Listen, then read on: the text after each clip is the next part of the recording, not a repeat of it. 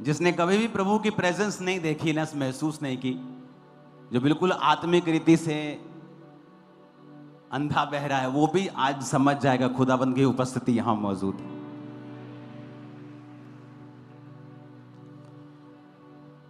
अपने पड़ोसी को बोलो, अगर बुद्धि नहीं तो कुछ भी नहीं।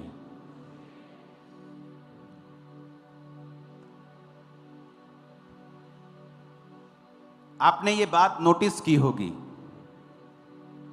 कि बाइबल में जितने अच्छे और बड़े किरदार हैं, चाहे वो दाऊद हो, चाहे वो अब्राहम हो, सुलेमान हो, पतरस हो, पौलुस हो, एक कॉमन चीज इनमें थी, वो थी ईश्वरीय बुद्धि के साथ चलना। सबको मेरी आवाज आ रही है पीछे? हाथ हिलाओ अगर आ रही है तो। ऐसे इलाकों में हाथ हिलाओ जहां आवाज अच्छी तरह से नहीं आ रही। नहीं आ रही अगर आवाज अच्छी तरह से, कौन कौन से इलाके हैं नोट कर लो टीम, जहां कंप्लीट आवाज अच्छी तरह से नहीं है। स्क्रीन्स का काम हो चुका है, लाइट्स का काम होने वाला है, उसके बाद जो साउंड प्रूफिंग का काम हो जाएगा, परफेक्ट आवाज आएगी, डोंट वरी, जल्दी हो जाएगा। एक कॉमन चीज इन सब में थी, वो कॉमन चीज थी ईश्वरीय बुद्धि। अपने पड़ोसी को बोलो, ईश्वरीय बुद्धि। प्रॉब्लम कहां है? प्रॉब्लम यह है कि हम जब लोगों की टेस्टिमनी को सुनते हैं, हम उनकी स्टोरीज को नहीं सुन पाते और फिर हम अपने आप को उनके साथ कंपेयर करने लगते हैं कि मेरे को भी तो यही प्रॉब्लम है, मैं आजाद क्यों नहीं हूं।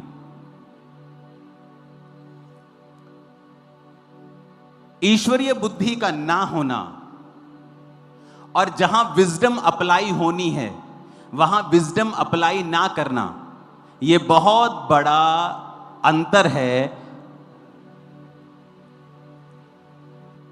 कि आप अपनी लाइफ में वो नहीं कर पा रहे जो परमेश्वर करना चाहता है। पीछे स्क्रीन पे कोई स्टिल कर दो, मूविंग मत करना कुछ भी। अगर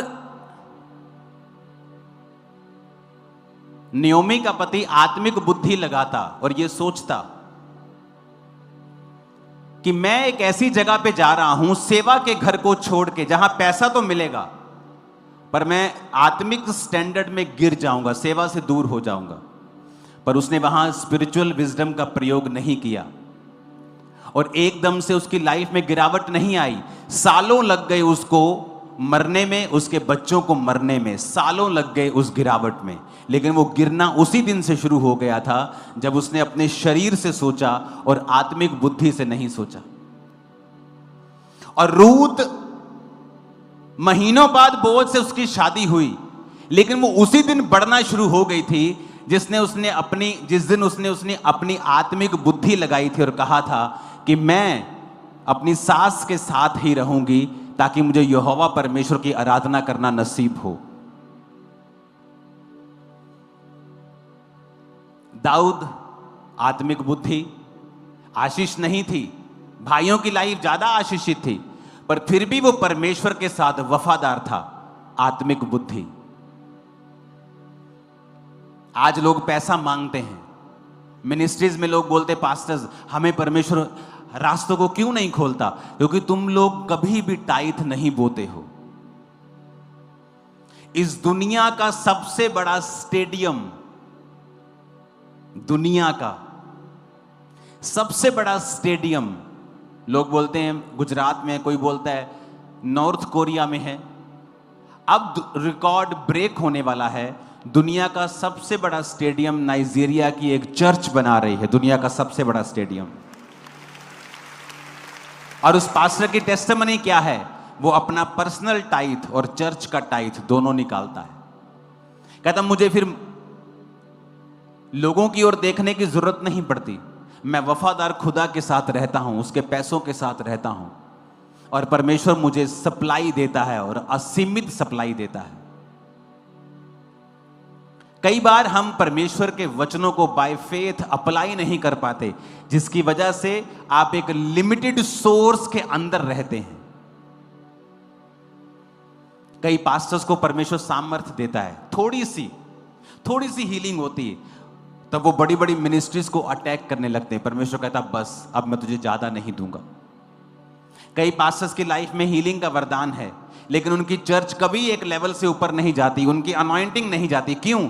जैसे ही कुछ बड़ा काम वो करते हैं, सेकंड डे वो दूसरी मिनिस्ट्रीज पे अटैक करना शुरू करते हैं। और प्रभु कहता है अगर मैं तुझे इतना दे रहा हूं और तू अटैक कर रहा है, अगर मैं तुझे ज्यादा दूंगा तो अपने आप को परमेश्वर समझ लेगा। इसलिए मैंने आपको कहा था कि जो सामर्थी लोग हैं वो हर बार जवाब नहीं दे पाते। 100 में से 99 बार, 100 में से कई बार 100 बार भी वो जवाब नहीं दे पाते। क्यों? क्योंकि उन्हें पता है उन्हें सामर्थ्य के काम करने हैं, वो नहीं कर पाएंगे अगर संसारिक लड़ाई झगड़ों में वो फंसेंगे।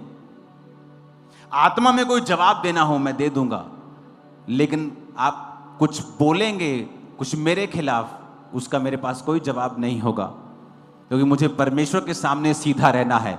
ये गवाहियां जो आज आई हैं, ये मेरा जवाब है उन लोगों के लिए जो खुदा यहां कर रहा है। ये जवाब है उन लोगों के लिए कि क्या तुम्हारी जिंदगी से ऐसा कर रहा है परमेश्वर? अगर नहीं कर रहा है तो सुधर जाओ। हालेलुया। आत्मिक बुद्धि हर जगह आपको लगाई हुई मिलेगी जहां बड़ा मिरेकल हुआ होगा, जहां भी परमेश्वर का हाथ आया होगा। आपने नोटिस किया होगा उसके पीछे एक स्पिरिचुअल विजडम थी जो अप्लाई की गई थी।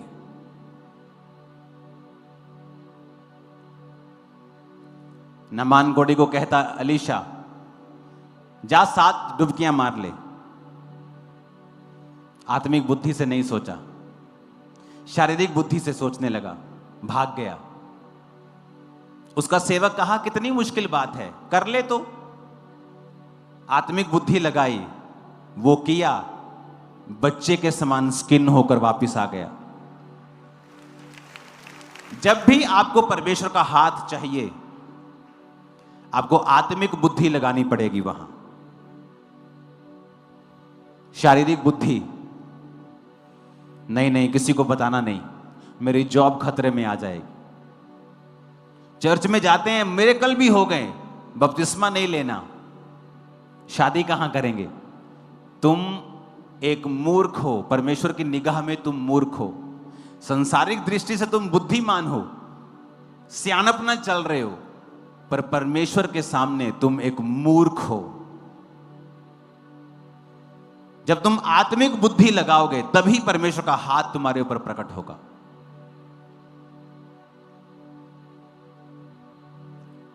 हालेलुया। हन्ना क्या करती थी? शारीरिक बुद्धि लगाती थी। जब बच्चा नहीं होता था कुड़ती थी, चिल्लाती थी, कलेश डालती थी, अपने हस्बैंड को बोलती थी। हस्बैंड कहते मैं कौन सा परमेश्वर हूं, मेरी दूसरी पत्नी के हो रहे हैं, तेरे नहीं हो रहे, तो यहोवा ने तेरी कोख को बंद किया हुआ। और एक दिन हन्ना ने आत्मिक बुद्धि लगाई, प्रभु के भवन में गई, बिलख बिलख कर प्रार्थना करने लगी।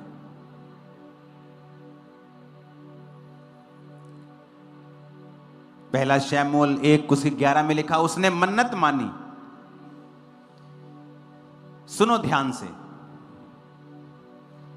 किसी को अपनी लाइफ की शर्मिंदगी खत्म करनी है। लोग बोलते हैं गरीबी श्राप है क्या? इसका सीधा आंसर नहीं है बाइबल के मुताबिक। आप गरीब जन्मे हो यह श्राप नहीं है, पर गरीबी में मर जाना यह श्राप है। बीमार हो श्राप नहीं है, लेकिन जीसस ने तुम्हारी बीमारियों के लिए कोड़े खा लिए हैं, तो बीमारी में मरो मत।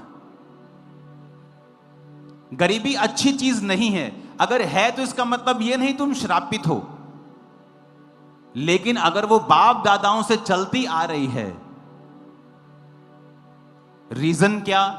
टाइथ ना देना, वफादार प्रभु के साथ ना रहना, अगर वो उस कारण है तो फिर वो एक श्राप है, वो एक ब्लेसिंग नहीं है। गरीबी सिर्फ शब्दों में रोमांटिक लगती है, अच्छी लगती है, वैसे वो ऐसी नहीं है। वैसे वो लानत है।